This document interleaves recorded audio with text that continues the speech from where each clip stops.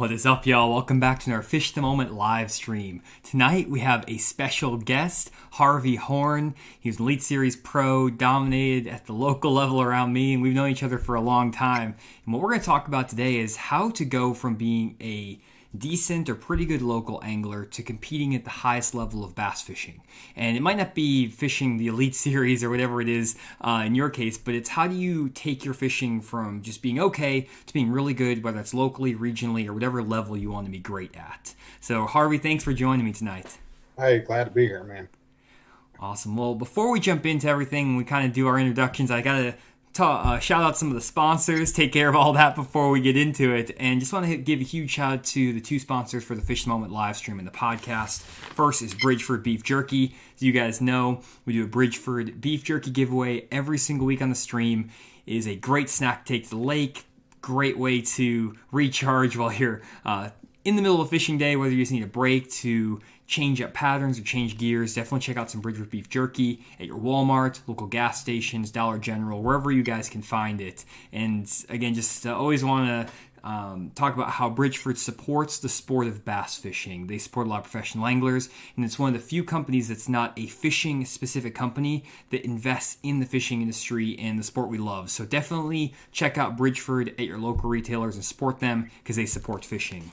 Also want to give a shout out to the Bass Tank, another one of our sponsors, and actually Harvey works with the Bass Tank as well, and they're a great company out of Tulsa, Oklahoma. They currently have a really great deal going on their website, thebasstank.com.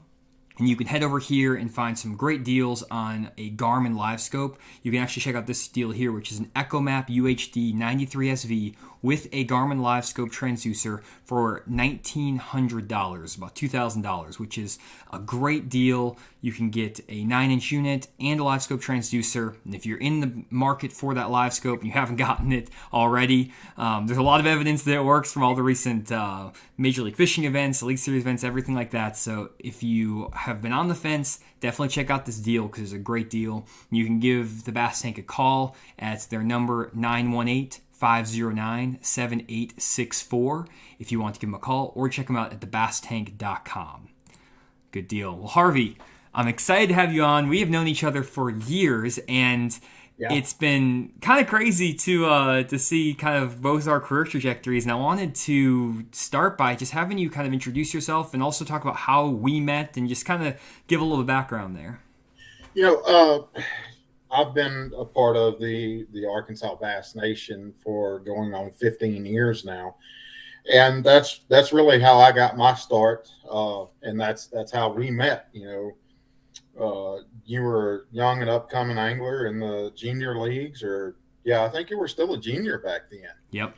And I had just moved to Arkansas, purchased a boat, and one of the first events that I volunteered for, Jonny was in the boat with me, and I got to watch him learn a lot that day. And we're all always learning on the water. That's something that if you're not learning, you're wasting your time, as far as the way I look at it. But started out through the Bass Nation, fished the local club. We fished everything around within 2 hours of Northwest Arkansas, and moved up from there to the state level, qualified for the regional. This will be my fourth one coming up in May this year. And from there, when the time was right, fished the Opens the first time, qualified for the Elite Series, but didn't take the bid. It just wasn't the right time for me and my family. And that was in 2017. In 2018, was able to win an Open and put some money in the bank. And 2019, or the latter part of 2018, I got a call and got another invite to the Elite Series. And with winning that Open, I had some cushion in the bank and was able to go fish the Elite Series. But it's been a fun experience the last 15 years, being a part of all levels. From junior to high school, all the way up through the Opens, the Bass Nation, the Elite Series. Haven't made it to the Classic yet, but that could all change in literally a month from now. But it's just, that's the exciting part for me, is knowing that every time I go to the water, whether it's the Bass Nation Regional, excuse me, or the Opens now, I've got a chance of making the Classic. And I'm sure most of our viewers are familiar with the Bassmasters Classic. It's the biggest show out there. It's a life-changing experience for most everybody that's ever been. And I'm not saying that from a money standpoint. The last place angler gets a $10,000 check, but it's once you've been there. I've talked to tons of guys that have been there and have done that. Dale Hightower, my travel partner, for like the last 5 years now. He made it through the Bass Nation in 2010. And that's one of the things that we talk about a lot is, just making it there. Once you make it, you always want to go back. And that's what I'm shooting for now. That's awesome. And Harvey, he's just one of the really great guys out there on tour and in fishing. Anyone who can give up 8 hours of their day to sit in a boat with some junior or high school anglers and not make a cast, that takes some dedication and some willpower, but also just shows how dedicated you are to the sport. And I remember that day, actually, it was a junior state tournament. I fished with him on a little lake that I know really well now. And I had it in my head that I wanted to fish offshore. You guys know I love offshore bass fishing. And I was like so eaten up by it that I didn't want to do anything but fish offshore. Well, the problem is the lake was 5 feet high and the fish were chewing in the bushes. And Harvey, being the great teacher and mentor that he is, he let me fail that day. He let me go and try to do the offshore thing, fish the outside edge of the cover when guys were catching 20 pounds on a spinnerbait up in the bushes. And I know you from Oklahoma, Northwest Arkansas, like that must have been eating you up. And he let me know at the end of the day, this is what you should have been doing. This is how you should have caught him. And it was a great lesson. And it was a way better lesson. You remember where big bass was caught that day? I know. It was actually caught right beside the boat ramp. Literally right next to it. The water had moved up. That big fish had pulled up there. I think it was a young lady that actually caught big bass. It was like 6 something, if I remember correctly. For sure. Yeah, and it's awesome to have that experience where obviously we fail, or I failed that day to do well, but I learned so much more from that day than I would have if you had just said, go fish with spinnerbait in the bushes. And I've carried that with me for till this day today. So that's been a really cool experience there.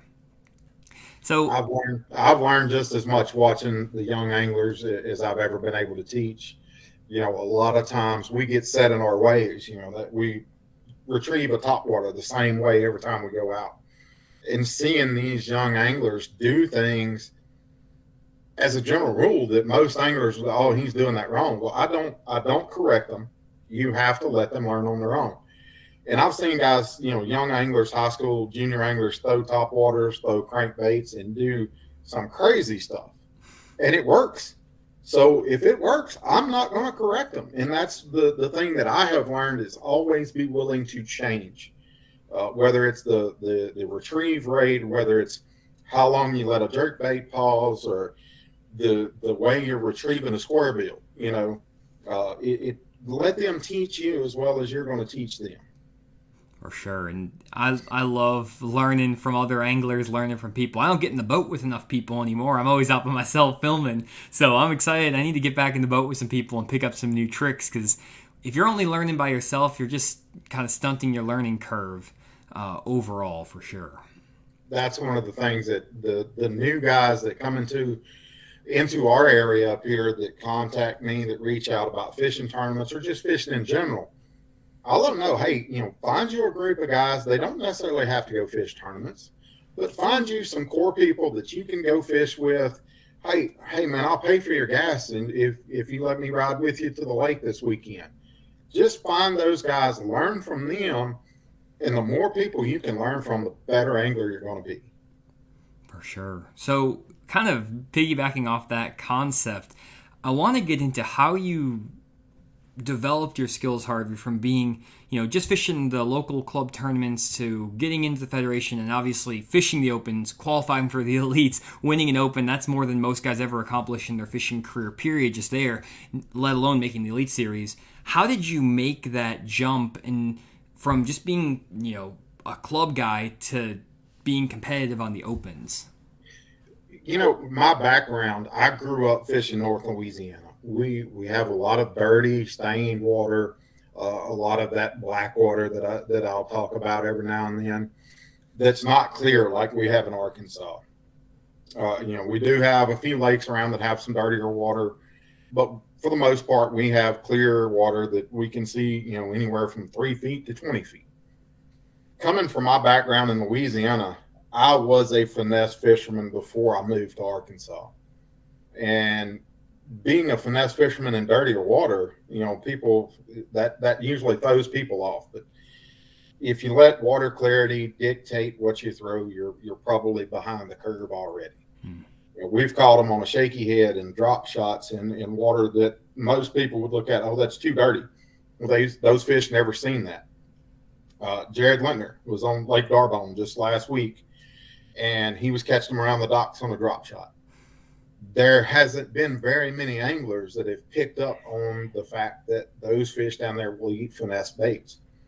When I moved up here, I had to swap gears, so to speak. I had to look at everybody else, see what they did. Well, you look at every boat on the dock in the morning before takeoff. Everybody's got spinning rods out, mostly in the spring and summer. Okay, well, what can I do to make myself different and maybe better than the average guy that's sitting out here? Well, I took it the opposite way. Okay, they're out here with drop shots and 6-pound line. I'm going to pick up a 1-ounce football jig and a flipping stick and see if I can make those bigger fish bite when guys are finesse fishing. Being able to make that transition and go from a finesse fisherman to a power fisherman really spread out the way I'm able to dissect a different body of water. I have the background of a finesse fisherman, but I also have the background of a power fisherman now, so I'm able to do anything I need to do anywhere I go. Oklahoma's been really good to me, of course, but Oklahoma is one of those places that I can go fish how I want to any time of the year and do good. But when I moved up here and I joined a club, I looked around before I joined that club to see what areas they fished. So the club that I joined, Northwest Arkansas Bassmasters, they have a 2-hour radius from Rogers, Arkansas. Anything inside that 2 hours, they'll go fish. So we got to go fish Bull Shoals. We got to go fish Table Rock. We got to go fish Grand, a little lake called Uchi in Oklahoma, Tin Killer in Oklahoma. But we also got to go fish Dardanelle and Beaver, of course. Being able to fish all those different types of water at all different times of the year was one of the things that really helped me become a more rounded angler. And to be totally honest, if you're set on, I'm going to go catch them on a spinnerbait every time I go to the lake, you're really hurting your chances of becoming better because you're set in your ways and you're going to throw that one bait all the time. And for the most part, I get kind of pigeonholed and, he just throws this one bait. I happen to just have some right here that I got in the other day. Big white fighting frog. You're familiar. Oh, yeah. But that's one of the new colors that they just came out with, green pumpkin flamethrower. That's what I've won a lot of money on because those fish don't see it often. Is that everything that I throw? No, I love square bill as much as the next guy or maybe more. I also love throwing topwaters, buzz baits. Whopper plopper, I still haven't figured out yet. Don't know why, it just doesn't work for me. But you have to be willing to experiment and willing to change and figure out what I've got to do today to be able to catch the fish. Sunday was a perfect example. I hadn't been on beaver since January 1st. Went out and was able to put a small 5-fish limit in the boat. And I had to do things that I'd normally do this time of year, which is throw a jerk bait and a Spro rock crawler. And I changed that up. I mixed it up between an old whale wart and a rock crawler. And that's how I was able to put the 5 fish in the boat. But be willing to change, be willing to experiment, and that will help make you better. And there's a lot of good nuggets there. I'm going to kind of dig into each of them, try to remember all of them in my head here. But one thing I thought that was really awesome at the beginning there, it's something I've always valued as well in fishing, is fishing different types of bodies of water. And we're fortunate here. I grew up in central Arkansas, so we have like Washita, like Hamilton, the Clearwater Lakes. I got the Arkansas River 3 minutes from my house, so I got the dirty, muddy water, Lake Dardanelle. You got some of the smaller lakes. They're kind of like the Brewer Lakes and stuff like that are more like a lowland reservoir. Having that diversity in the types of fishing that you do is very important. And I found when I was growing up, I didn't like to be a lake specialist. I didn't go to one lake, fish the same lake every single time. And a lot of guys, you can be good doing that. If you just want to be a stick on one lake, and that's the only lake you ever want to fish, and it's that lake, you can be good fishing tournaments on that one lake. But if you want to go anywhere past that, it's going to be really hard to translate it. And we've seen it from a lot of local guys. I know there are a lot of local guys at Lake Dardanelle. They kicked butt on Dardanelle. They went national, and it was tough for them for 4 or 5 years till they started branching out. And I think that's really critical. That's somebody asked me the very first Elite Series tournament, Rick Clunn pulled out a win, and he had won back-to-back years on the St. Johns River. Well, somebody asked me, well, how did Rick Clunn beat you? And I just experienced. That is how Rick Clunn beat me in that tournament, is he had years of experience and I had 3 days. That doesn't equate to, or doesn't translate into a good tournament unless you do a couple of different things. One, you get lucky and just land on them. Or two, you look and see what's there that people in the past have done well on, and you imitate that or try to find that in other areas. And that's what I did. I went down to the mouth of Lake George. I looked around and I saw that there was no grass. Well, that was 2020. 2019, there was still some grass, but not much. Clunn figured out that those fish would pull in around those docks, and that's where he caught them. And when you get beat by experience, it's a little different than getting beat by somebody that just got lucky and found it. Yeah, and that's something that I think is really interesting. I always try to look into when I do a lot of tournament research. I've been making this fishing app, this deep dive app, where I've gone through hundreds of tournaments over the past year, and you see a lot of trends and a lot of correlations between all of these tournaments. But one thing I've noticed is that if you look at the guys who win tournaments, most people who win a tournament and do really well, they're usually fishing their style that they know really well. Mm-hmm. Guys who are consistent, though, they're very good at picking out the best pattern on that lake and just duplicating it. But they don't normally win very often unless there is a tournament that falls right in their wheelhouse also. And there's some guys who have both. They have a skill set and they can be well-rounded, like a Jacob Wheeler. He can do a little bit of both. He also has the advantage of he's really good with technology, his graphs, his electronics. He's mastered that. So that gives him just an overall advantage. But taking your skills, like, for example, if you're really good on beaver fishing standing timber and you get a tournament on that has standing timber, you're probably going to have an advantage over 70% of the field who may never have fished clear standing timber before. And have you seen that kind of play out? Yeah, I have. Speaking of standing timber, I picked up the 1 ounce football jig it's been probably 10 years ago now. And the first time I really tried that jig that is so big, I went to Table Rock, kind of started experimenting with it just to see how I needed to utilize it best to my advantage. Pulled up onto a fairly shallow point, standing timber everywhere. Well, I started flipping, ended up catching one that wrapped around a tree limb. Didn't get it to the surface really well, struggled, and I literally came home, evaluated what I did wrong. I had a medium heavy action rod. I had a 7 3-to-1 reel. I had probably 16-pound line. Well, what do I do to change how I was able to get those fish to the surface? Well, I made a swap to a 7.6 extra heavy rod, an 8 3-to-1 reel, 20-pound fluorocarbon.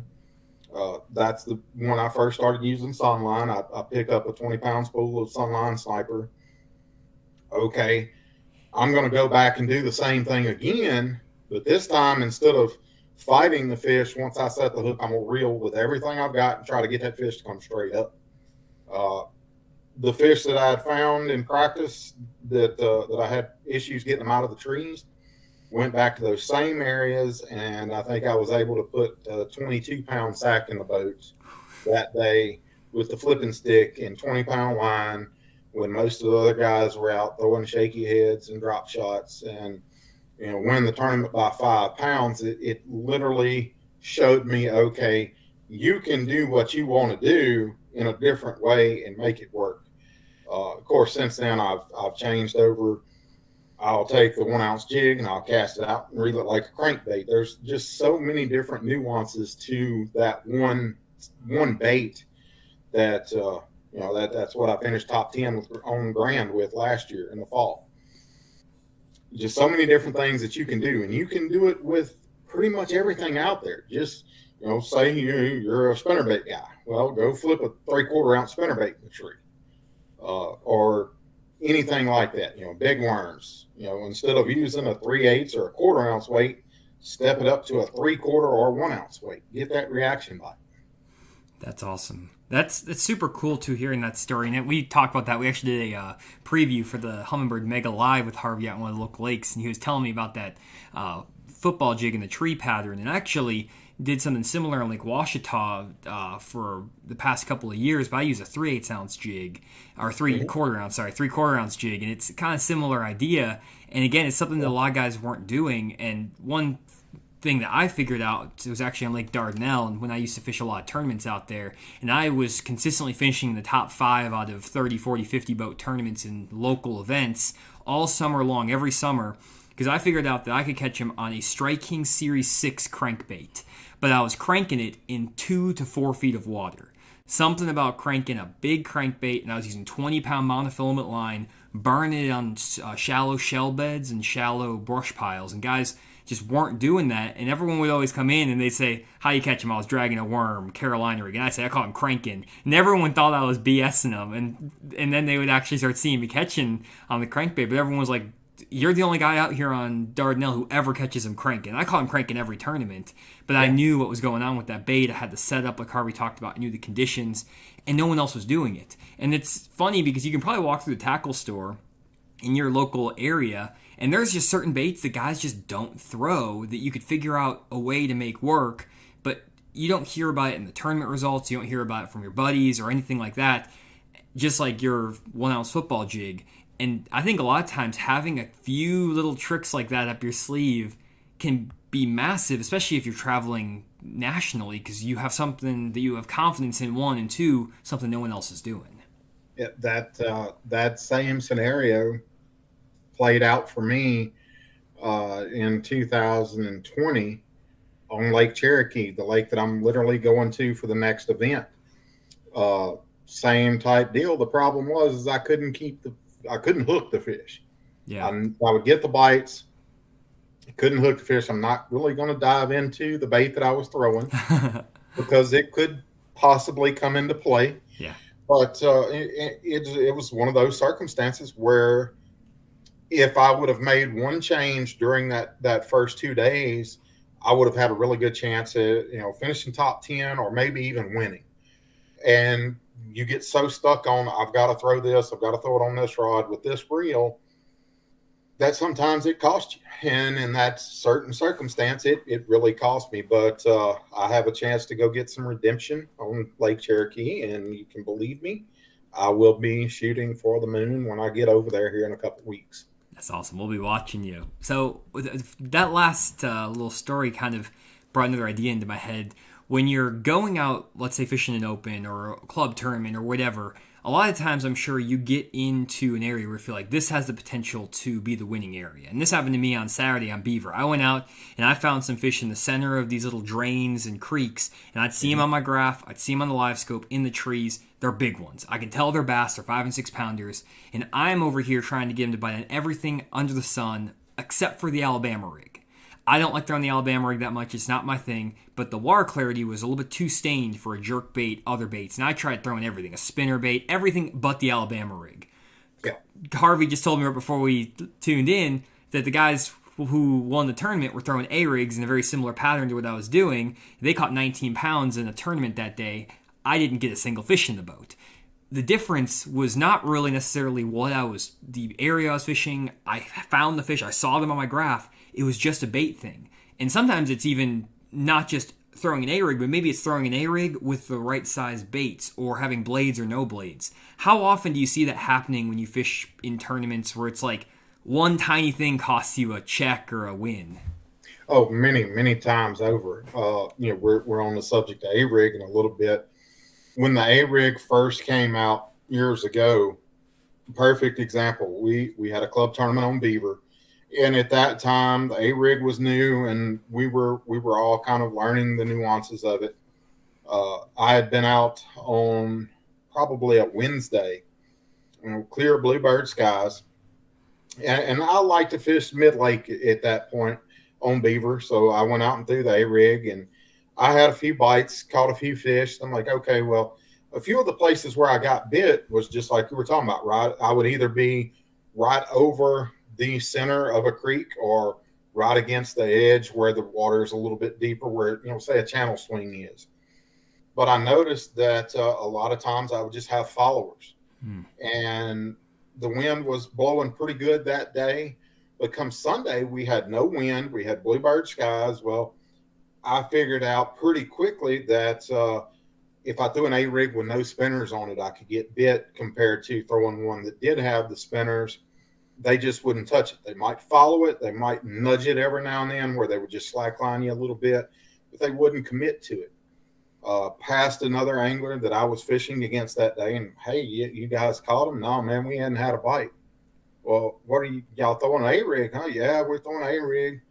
Well, how have y'all done? Well, I got 5 fish limit that weighs 16, 17 pounds. The guy in the back of the boat's doubled up once, and he's got a 5 fish limit that weighs 13, 14 pounds.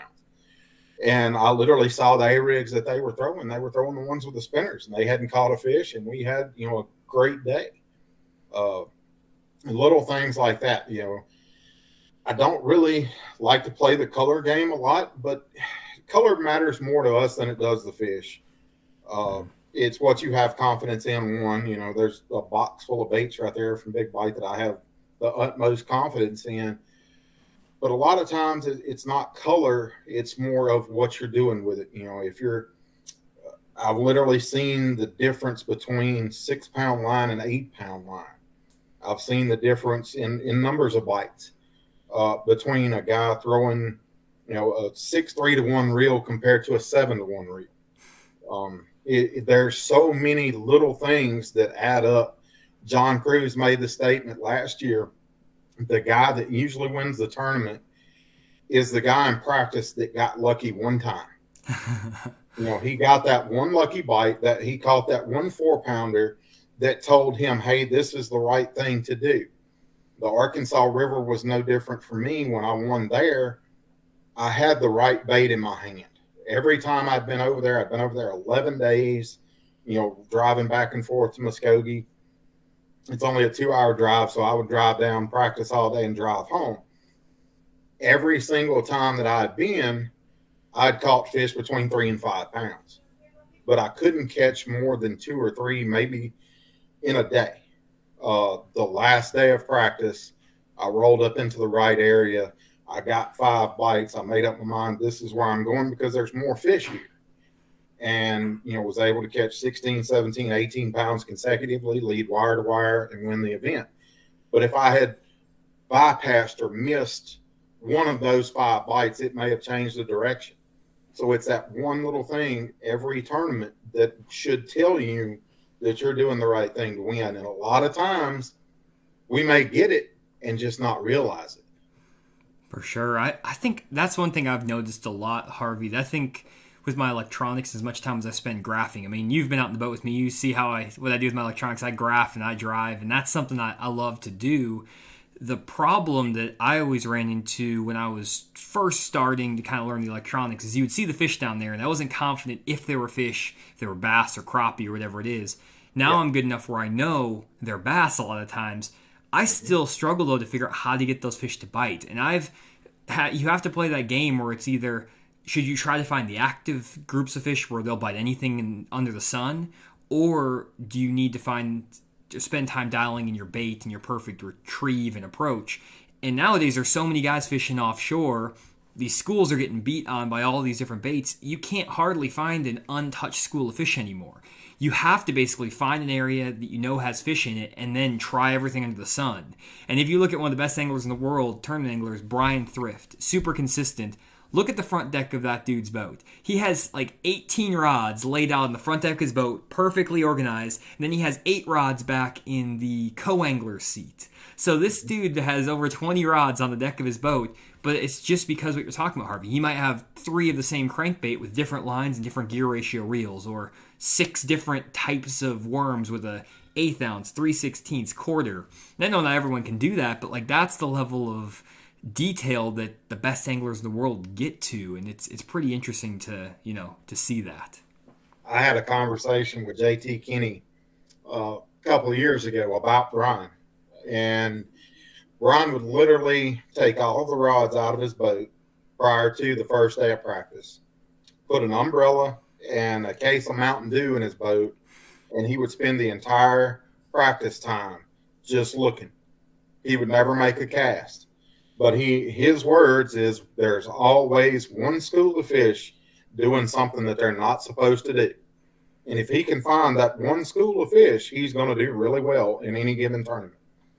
That's one of the things that we as anglers get caught up in. Well, once I find that school, I got to figure out how to catch them. Well, if you're spending 2 or 3 days of practice, you may find 4 or 5 of those schools, but you're going to waste a lot of time trying to figure out how to catch them in practice, and you need to be worried about how to catch them during the tournament instead of practice days. I've never been to many tournaments where practice days and tournament days we had the same conditions. You might have high bluebird skies in practice. You may have wind and overcast on the tournament days. So figuring out how to catch them in the moment, so to speak, is the most important part of any tournament that you're going to fish. Whether it's a one-day event on Beaver or the Bassmasters Classic, the guy that figures them out the fastest on tournament day is usually the guys that do the best. And a lot of times that's just literal, and I hate to say luck because there is some skill that goes into it, but I mean, you have to go through your process of elimination of here's all the potential things that could work, and there's a chance that maybe you have a great process for that, but in your process you go through 7, 8 different baits, retrieves, whatever, and it's the 9th bait you figure out. Well, if you're trying that in a couple different areas and it takes you half a day, some guy could just happen to have that bait tied on first thing in the morning and he hammers them, and maybe there was a good bite window the first hour or 2 of the morning. That's the difference between a 3rd place finish, a 10th place finish, or a 100th place finish sometimes. There's so many small things that go into it. Speaking of that very thing, I fished Beaver New Year's Day. Me and a friend of mine fished the polar bear tournament on New Year's. We caught most of our fish on crankbaits and small swim baits. I hadn't been out there until Sunday. I had the same jerkbait tied on still from Florida. Well, instead of cutting it off and tying on a different jerkbait, well, I'm going to throw this one 4 or 5 times and see what happens. I think the second cast I made with it, I caught, I lost one. Then 3 consecutive casts, I caught a 212 spotted bass, a probably 2-4 spotted bass, and then probably 3 3/4 pound smallmouth. In 3 consecutive casts on the same bait that I caught them on in Florida. Same 16-pound sunline doe strike, which is the line that's mostly used for chatterbaits and baits like that. The reason why I was using the bigger line, I was fishing it above grass in Florida. Just had it tied on. Instead of changing, I'm going to throw it out here a couple of times, see what happens. I got lucky and had the right bait in the right spot at the right time. That does happen a lot more than we like to admit. That's crazy. And I actually, I'm going to show something really quick, take a quick chance here to plug something I'm working on out. I I don't know, you won't be able to see my screen here, Harvey, but I want to talk about the Deep Dive app that I've been working on. It kind of segues in nicely here in the fact that this app, basically what I did is took tournament results from over 10 years of tournaments across all these different tours, and I cross-referenced all of the tournament results with real weather and lake conditions. You can adjust some of the conditions, and it will get you really close to the right type of area, the right bait, and give you a really great starting point. I think that that's something that's really important for anglers, is just getting into the right area, the right type of water can be really challenging, especially with all the amount of information you need to dig through and process. And this app will really help you, give you, detailed example images of contour maps, examples from your sonar, from aerial shots of different types of cover, things like that. And you can adjust the conditions based on what the conditions are on that lake and the live feeding weather. And you can actually check out this app, guys, at our website, deepdiveapp.com. Or you can just go to the Apple App Store or the Google Play Store, type in Deep Dive, and you'll find our app. It's free to download. You can try it out and get one pattern. Then you can subscribe if you want to get all different patterns and go up to 4 days into the future checking out different strategies. And with this, a lot of guys, they see the app and they think this is a really cool, piece of technology. It gets all this information, but you still might go out and be in the right area and you say, hey, throw a flat side crankbait. And here's the general ideas with the line and all that stuff. But, even though we have a retrieve video, we have all these different things, maybe that day you can be fishing this channel swing bank in the right part of the creek, in the right water clarity, and you can fish down that bank and not get a bite, and that guy can come back behind you with the exact same bait, but 8-pound test rather than 10-pound test, and reeling it slightly slower, getting a pause and then a reel, and he'll catch all the fish in that area. So there's no perfect answer to all of this. There's so much nuance that goes into it, even when you have all this information. Yeah, I think we run into the situation sometimes where we overload ourselves with information. Yep. I'm one of the sticklers where I do a little bit of information research on the internet, but I don't overload myself. I'll get basic patterns. I know going into this next open, it's a late March, early April, end of March, 1st of April. I know that the smallmouth should be spawning. I know that I should be throwing a drop shot. That's stuff that's proven to win on that lake at that time from the last open that they had there in the spring. But it doesn't say what color worm to use. It doesn't say what line size he used. It doesn't say that the wind was blowing on the banks. It just says, basically those fish were spawning around this type of structure, and that's how he caught his fish. I know that I can go do that and possibly catch fish. Now, that may not be the right thing to do to win this next tournament, but I know I can use that, stick it in my back pocket, and say, okay, if I don't figure out anything else, I know I can pick this up and probably go catch some. Yep. But that doesn't always equate into me winning, because I may not know the right places to go do it. That's just something to keep in your mind, is even though everything says it's right for this body of water this time, it may be one on an Ed rig. There's local anglers that I'm going to be fishing against. Mike Huff is one of them. A good friend of mine. He's probably one of the top 10 in the country with an Ed rig in his hand.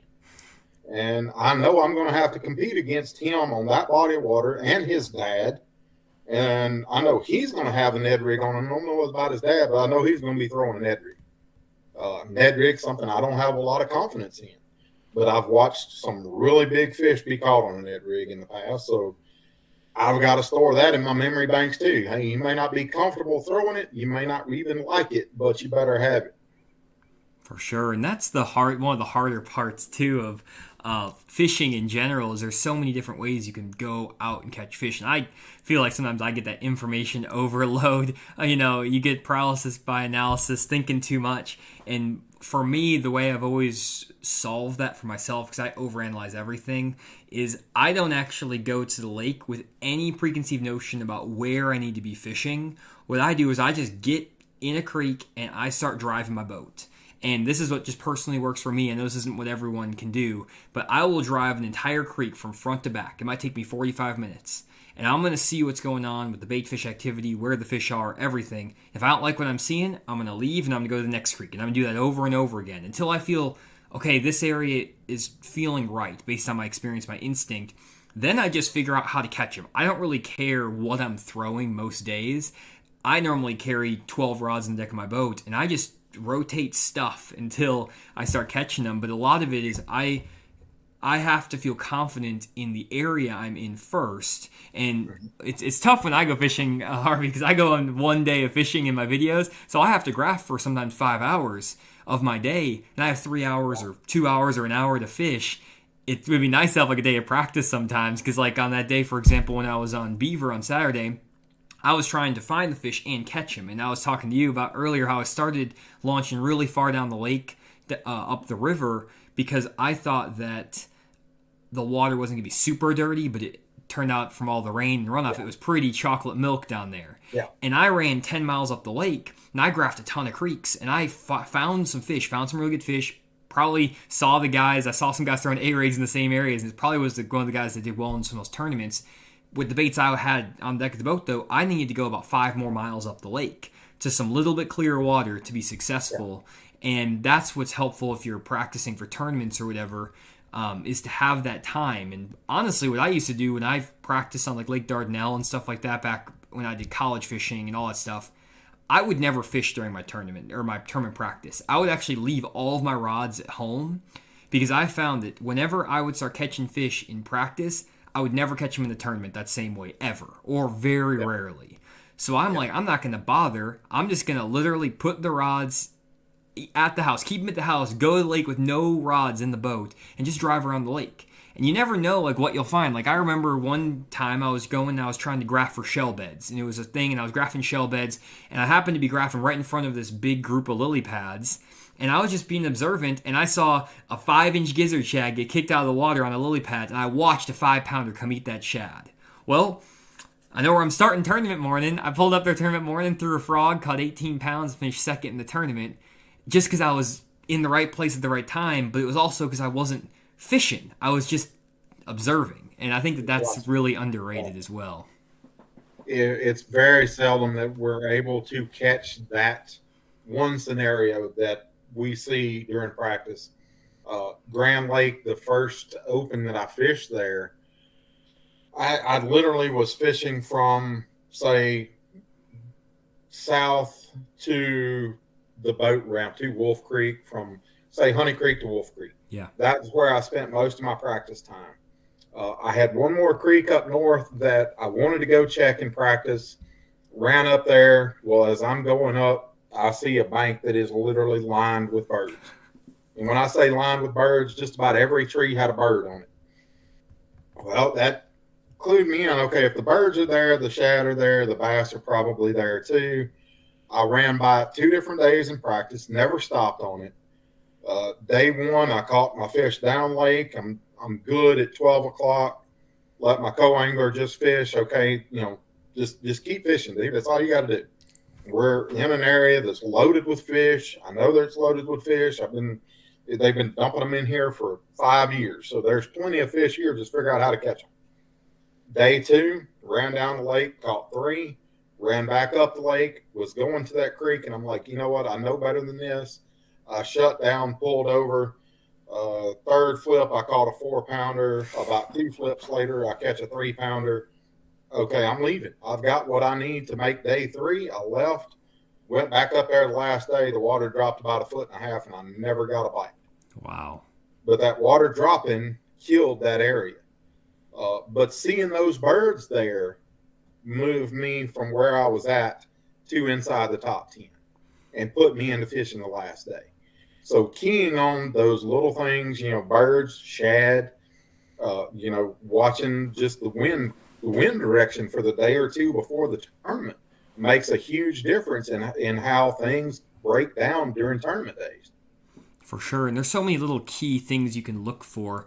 And one more segue here. I got to get all my promotions in here, Harvey. You know how it is. Oh, yeah. I wanted to talk about an upcoming seminar I have on the website, fishthemoment.com. If you guys head to our website, fishthemoment.com, and go to our virtual seminars page, I have an upcoming advanced offshore strategy seminar. And it's a lot of what we're talking about in this live stream about tournament strategies, about how to actually spend your time in practice graphing offshore, and not just about how to catch the fish, but really how to locate schools of fish, locate areas that maybe even aren't that great in practice, but might become better as the week progresses, whether that's because the shad are going to move, the wind direction is blowing a certain way, water temperatures are warming up. There's a lot of different strategies that are more advanced than what I talk about in my normal videos, and it's things that I've just observed from literally spending 5 hours every week graphing in my boat and seeing what other anglers are doing, where other guys are going. And I really graph a lot of random stuff, Harvey, that most guys don't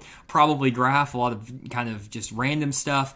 But there's key things to look for in those areas on your fish finder. And I have a ton of sonar recordings, a ton of images that I'm going to be showing you guys that are going to help you pick out areas that are just not fished that often by other anglers, or identify areas that may not be great right that minute, but could be good 2 days later or a week later. You can sign up for the seminar again at fishthemoment.com. It's going to be Thursday, March 10th from 6 to 9 p.m. And if you do want to attend the seminar, you can actually sign up and get a recording of it sent to you. So if you can't attend live, but you want to still watch the seminar, sign up anyways, and we'll send you a full recording. It's a 3-hour seminar. We'll send you the full recording, and anyone who signs up will get that recording, and they can watch it back as many times as they want. One other call out is that I'm not going to be focusing on LiveScope or forward-facing sonar in the seminar. It's going to be strictly side imaging, down imaging, 2D sonar. So we're not going to get into how to use LiveScope or anything like that. That's a whole other kind of rabbit hole to go down. I might mention it here or there, but that's not going to be the focus. So if you guys don't have LiveScope, don't worry, not needed for the seminar. Transitioning from there, one thing I wanted to get your opinion on, Harvey, is LiveScope. Forward-facing sonar, Mega Live, whatever you want to talk about. What are your thoughts on that, and how has that affected you locally, nationally, all that stuff in tournaments? Have I had my butt kicked with it? Yes. Have I mastered it? Not even close. It definitely has its place for any angler that aspires to be better. Does it have a time and a place where you need to shut it off and start fishing? Yes. Yeah. And that's something that I think as time goes by, we're going to see more and more instances where anglers are using it during practice and during the tournament, and also figuring out, okay, if I'm looking at this fish in this brush pile, and I cast my bait 3-4 times at this fish and it doesn't eat, well, maybe I need to turn it and at least get it off that fish to where that fish is not feeling that ping hitting him every 1/5 of a second or whatever it may be. I know I've talked to guys that are really, really good with it, and they're already figuring out, okay, if I'm looking at this fish, it's in a brush pile that's in 22 feet of water, I can see that fish is actively moving. But if I leave my LiveScope unit or my Mega Live or whatever shining on him while I'm trying to catch him, it's not going to happen. I need to move it and get it out of that fish's path to where that fish will be more susceptible to eating. A perfect example of that, I had the very first edition of Panoptics. And, when Garmin first came out with it, I had it on the express boat that I was running at the time. And we fished that first open at Grand, and I was using it to scan under docks and see which docks may be more productive. Figured out real quick that if I skipped a jig under those docks, I wasn't getting bits. And at that time, you're in the moment, you're trying to catch fish during practice or get those bites to find out what's there. I was real familiar with Grand at that time. I had one stretch of docks that I felt like I'd catch 13 or 14 pounds off of. I'm literally standing there going, what is the deal? Why are these fish not biting? I would see my jig, watch the jig fall in front of the fish, and nothing would happen. Left the area, stayed gone 20 or 30 minutes, and I'm racking my brain. What am I doing wrong? What am I doing differently than I did last year when I ran through here? And I looked down, I said, well, that transducer was not on my boat last year. Reached down, turned it off, went back through the same stretch of docks and caught a 13-pound limit in 25, 30 minutes. God. It just happened that quick that those fish were so highly pressured on Grand Lake at that time. And you got to understand, before the open on Grand, we have Anglers in Action. We have a Nichols tournament that has over 300 boats. You have many local tournaments that happen in the weeks prior to that open. So anything out of the ordinary, those fish would literally shut off in an instant. Wow. That one tournament, I was able to really, and I mean, I was told before the tournament started how bad I was going to get my butt kicked by guys that had more experience with the Panoptics than I did, by somebody that knew. And I finished 8th in that tournament, and the guys that were supposed to beat me, I think, finished 38th and 75th, if I remember correctly. Wow. But it was just under those circumstances, those fish were so in tune to what was going on that anything out of the ordinary would shut them down. Now, the tournament that I fished on Cherokee a couple of years ago, the winner was using LiveScope. He was chasing them with, literally chasing the fish with a jerk bait, watching them swim around out there and targeting them until he was able to catch them. It's going to continue to play a huge role in everybody's game on the tournament level. Now, if you're not out fishing tournaments, I don't think you have to have it to catch fish. No. But is it something that will help you? Yes, 100%. Because you can use it to see fish actively swimming through the water, actively chasing shad. Before that transducer came out, the only way we would see fish actively eating shad is if we were right over the top of them. Yep. Jonny remembers back when we only had 2D, and down imaging probably had just got started when you were coming in. I remember the first time I saw a side imaging unit, I thought it was the greatest thing ever invented. And that was in 2007. Yep. Fished a tournament on Lake Travis in Texas, and the guy was sponsored by a different company, but he had a Humminbird unit on the floor that had side imaging. And we scanned under a dock, and you could see a lawn chair that was setting upright, and you could tell it was a lawn chair. And that was so big for the tournament anglers to be able to tell exactly what we were throwing to, because before it just looked like a blob. Yeah. We had a blob that you cast it to. That was it. That's all you had. But yeah, tournaments definitely are going to be dominated by guys that are better with forward-facing sonar and the whole gambit of side imaging, down imaging. That's why you see so many different anglers now that are running the 3 major brands at one time. It's just part of the game that we're going to have to learn as tournament anglers to better ourselves. For sure. And it's so interesting with all the forward-facing sonar stuff, because I've heard people kind of relate it to the Alabama rig, where when the Alabama rig was first coming out, it was incredibly effective, and now it's not as effective, but it's still very effective. And I think that's the same thing that's going to happen with LiveScope. It's not going to be, maybe those fish can get conditioned to it slightly, but there's still going to be times where if those fish are underneath the ball of shad and actively feeding, it doesn't matter if that LiveScope's pointed at them or not. But I have experienced, like you said, on Grand Lake last year, I was running brush piles and had the exact same experience you did, where I would get up within 80 feet of them, see them on LiveScope, just to even like scan and see them. I couldn't get bit. So I actually turned the LiveScope off, and I knew fish were in there because I would scan them with down imaging and side imaging. I would say 120 feet away from those brush piles, turn everything off except for I have one unit that's mounted in my boat. It's literally just a GPS unit. It has no transducer hooked up for this exact reason, where I can line up on those brush piles with I can turn my back graph on standby. It's not pinging. I'm not pinging. I don't put spot lock on, and I literally get this 120 foot away and bomb a 3/4 ounce football jig to those brush piles. You'll get bit first cast. Well, it's like completely game changing when I figured that out, and it's so much more effective. But you have to go to those lengths to catch some of those fish that are getting pressured. So it's like if the fish are inactive, I feel like LiveScope has a lot bigger effect on them. And it's almost to the point where you have to get to a group of fish that's actively feeding. Now, I don't know how that relates now, because if you look at the guys on Lake Fork, they're actually absolutely crushing them. Jacob Willer and those guys, live scoping or active targeting or whatever it is, those trees, throwing the jerkbait, and they're still catching them. But I think that's more of a numbers game, where they're going past 150 fish because Fork is just loaded, and they get 8 to 10 of them to fire. Year before last, Patrick Walters won the Elite Series event on Lake Fork, doing that very thing, targeting those big females that were, we were there in the fall, which is highly unusual, but he was able to target those bigger fish with the LiveScope, with the jerk bait, and really show everybody what the potential for Lake Fork still is. Yeah.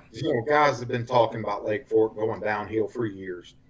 But when Patrick was able to beat me by over 100 pounds with 20 fish, I weighed in 5 pounds in 2 days, and Patrick weighed in 105 in 4 days. It really showed the potential to what's available out there. So those fish, they're still feeding. They're just in what I call a negative mode, or a protective mode, where they'll eat anything that comes around them, but they're inactive. They're sitting there in those treetops just suspended. But if a school of shad swims by, they'll actually go out and feed on those shad and swim to the next tree. Yep. And I've watched the guys do it many times. They'll chase between tree to tree to tree before they finally get that fish to bite. That was prior to me having a forward-facing sonar, so I didn't have that option. Yeah.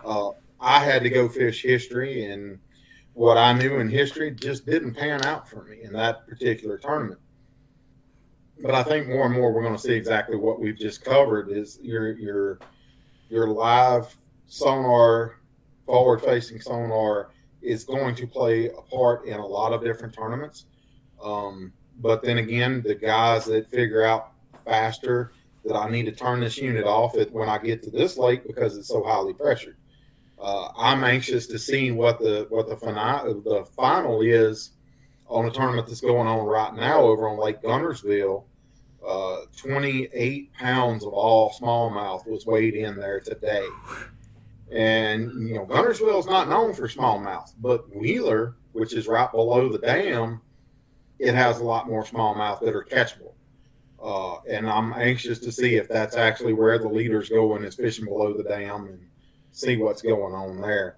It's one of those places where I've been there a couple of times, but I've never really done a lot of fishing. Got it. I'm anxious to see how that's going.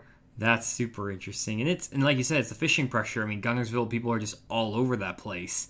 And I think that's going to be a really interesting thing to follow into the future, because one thing that there was a really interesting study from the Texas Park and Wildlife, and there's a YouTube channel, is Ken Smith. He is a local guy down in Texas. I'm actually reached out to him to see if I can have him on the live stream to talk about this study. He's been doing a series of videos on it. He found, I forget exactly which lake it was. It was either, I think it was Toledo Bend.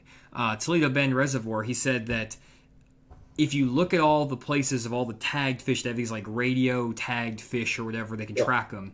41% of the bass that they tagged, especially the biggest ones, were just on flat, gradual sloping areas. They weren't on points, ledges, humps. They were just on like nothing. And that's where I find a lot of my fish, and that's something I've kind of had to myself for probably the past 5 years. But I think what happens is that I was catching those fish on those flats when there was just random shell beds or a rock pile or a stick that's out there. I think that's what Brian Thrift and all these other guys were doing as well, finding those areas. But now with LiveScope or Active Target, Mega Live, whatever you have, I think it's so much easier to chase those fish, because really now you can just find the shad that are roaming on those flats, or you can just kind of randomly go around with the forward-facing sonar, and those fish are easier to find and catch than they were. I mean, honestly, it's not super fun graphing for 8 hours a day on flat, nothing-looking water, but it's effective if you do it. And that's how I've always really fished for the past 5 years after everyone started going on all the obvious stuff. And I think that those fish at some point are going to get pressured. And now it's like, are there any fish left in the lake? Maybe the last frontier is the fish that are just randomly out in the middle of the lake over 100 foot of water. I mean, I've caught fish doing that on Grand in the fall where they're literally over 100 foot and they're just out there randomly. Maybe that's another group of fish that are going to get pressured. I don't know. It's interesting to kind of see how that'll evolve. I've spent hours, literally hours, and possibly even days trying to figure out how to catch those rare fish that you're just talking about. Because those fish translate to a bigger average size than what we catch on the bank, what we catch under docks, what we catch in brush piles. and they're loners. They're not fish that travel in schools. Generally, your schooling fish will be between 10 inches and 4 to 5 pounds. Yeah. Once they get to that 6 pound and 7 pound range, they're generally loners. They don't travel in schools. And from what I've learned through the years, those fish don't travel in schools because they don't want any competition for food. Speaking of the big flats, that's the main talk of one of the tournaments I've got coming up is the Chesapeake Bay. Yeah. Everybody talks about the flats, the big mud flats. That's where the fish are caught. And those fish literally just rise and fall with the tide. They'll pull out into the little channels or whatever when the tide's out. But as soon as that tide comes back in, they're going to run out there and they'll start feeding as soon as that water level gets to the right place. And that's what they have up there is, the big mud flats that absolutely has nothing there until that water comes back up. And those fish are just traveling up and down to feed. That's crazy. Yeah, that's one thing that John Sukup was on last week, talked about at Florida. That's how he caught fish in Florida. Literally, the fish just pulled out of the grass because of a cold front, and they were just sitting in the middle of just nothing. It's just mud. There's nothing there. They're just sitting there, and he was targeting with LiveScope, catching them, and that's how I caught those fish on Grand. The ones I found, my boat was in 100 foot. The fish were in 30, and they were just out there. I was down by the dam, and they're just randomly out there. And the only way I could get him to bite is I could throw an A-rig at him. If I could, through the LiveScope plus the A-rig, you can catch those fish and those loners. This is the last time I ever used LiveScope and A-rig because I thought that was the most, I don't know. I felt like it was almost cheating. I didn't like the idea that I'm catching these individual fish with the LiveScope plus the A-rig. It didn't seem like fishing to me. It seemed kind of just like, I don't know, it didn't seem interesting or fun. So I haven't thrown the A-rig literally since that day. But I caught some big ones. I caught some, 4, 5, 6 pounders doing it. I mean, I probably had a really big bag in the tournament. I mean, but it's just not really, I don't know, it's not something that I enjoy. And if I was fishing tournaments and the A-rig was allowed, I probably would go do it because I needed to. But it's not a fun way to fish, in my opinion. Yeah, no. I enjoyed it when it first came out just as much as anybody did because you can go down a bank that generally we wouldn't catch fish on. And literally, catch 10, 15, 20 fish. And I was mainly fishing beaver at that time with it. You would catch walleye, you would catch white bass, you'd catch largemouth, smallmouth, spotted bass, an occasional striper. Everything was eating it at that time. And it was fun. It was great to go catch fish. But for me, it doesn't translate into something that I want to throw in a tournament. I'm not saying it's wrong or anything like that. But it's just not what I want to do. Yeah. It takes the skill level out of it, so to speak. To me, anybody can pick it up still to this day and go out there and fish down a stretch of bank and catch a huge sack of fish that nobody else is going to catch because you're showing them something that looks like a huge ball of shad. Yep. And it's just one of those things that I don't like it, but it's just me. Guys want to go out and have fun, have a great day of fishing. It's a great tool to have in your arsenal. It's just not for me. It's the same exact way for me. And there's some guys who are like on YouTube. I know Milliken Fishing. He catches these giant fish on the A-rig and the LiveScope. If you guys just want to go do that, go for it. Yeah. I grew up tournament fishing and just, I don't know, I'm just more old school. And a lot of the guys I have on here too are kind of that old school way where that's maybe not exactly how we enjoy fishing. And that's part of it too, is not just, is it the best way to catch big fish, but what do you enjoy in fishing? And for me, it's just not that enjoyable. Really quick here, I do want to give a shout out over here to Stoney's Dead. He says, you guys are overcomplicating things. The fish are wherever I'm not. Just look for me and go to the opposite place. You should do well. Yeah, I've been that guy many times myself. Good deal. Stoney's Dead. I love that comment. And because of that, I'm going to pick you for the winner of our Bridgeford Beef Jerky giveaway. Congratulations. Just email us at info@fishthemoment.com and just send us an email with your mailing address and we'll send that to Bridgeford and they'll send 12 packages of Bridgeford Beef Jerky, full packs, straight to your house. It's a great deal to try it out. Huge shout out again to Bridgeford for sponsoring the Fish Moment live stream. Again, Stoney's Dead. Just send that over to info@fishthemoment.com for your free case of Bridgeford. Also, again, shout out to the Bass Tank for sponsoring the live stream as well. Well, we're about out of time here, Harvey, but I have one last question for you. So you have some plans to fish the Federation, the Opens and stuff.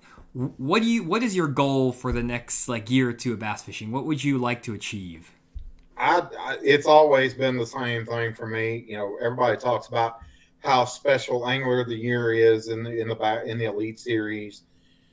It's that. Don't get me wrong. It's a huge accomplishment. It's one of the greatest trophies out there in bass fishing. But for me personally, I just want that big wooden trophy. I want a Bassmasters Classic berth. I want a Bassmasters Classic trophy, and I've wanted that same goal ever since I started in this. It's just one of those things. When I was a young kid, I saw Brian Kirchhoff both years that he fished the Classic. I saw him the first year when he zeroed both days, and I also saw him come back the next year and win. At that point in my life, I realized that, hey, that's something that if a guy in his position can make it number one and come back the next year and win after going through zero in both days, I can do that too.